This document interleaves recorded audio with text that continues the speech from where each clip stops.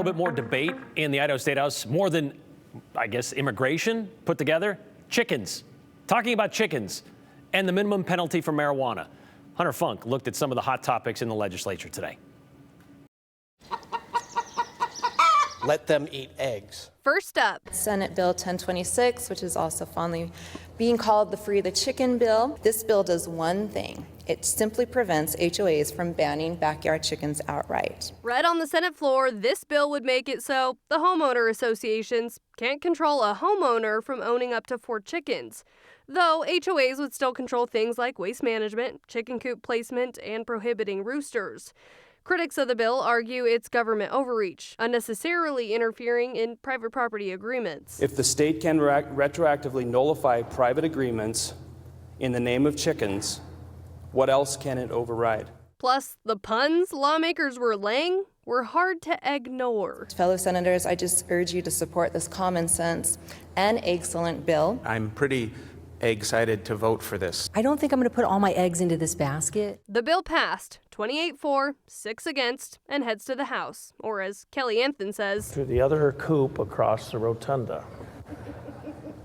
Next, House Bill 7. This bill creates a minimum fine for marijuana. This legislation amends Idaho Code, adding a minimum fine of $300 for first-time offenders in possession of 3 ounces or more. It passed in the House a few weeks ago, and today it made its way to the Senate Judiciary and Rules Committee. Give us a bit more deterrence. Our law enforcement wants it.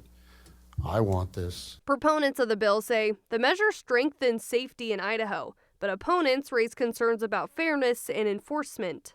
If we don't have a tough on crime posture, we can assure our public that in due time, we will end up like California, Oregon, and Washington. Police will still have discretion, prosecutors will still have discretion, but the discretion of a fine is pulled away from the judges because they have to mandate a minimum. Nearly a dozen people testified in favor of the bill, 3 against. Ayes have it, motion carries. With just 2 senators in opposition, it now heads to the Senate.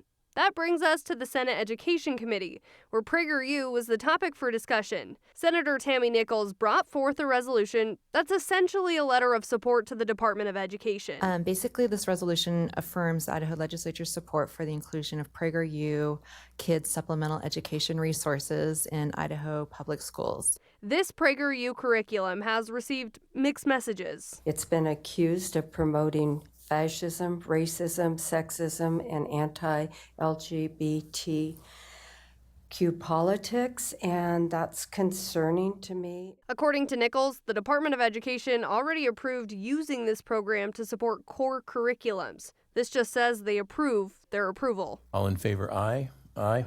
Any opposed? Nay. Now the bill heads to the Senate floor.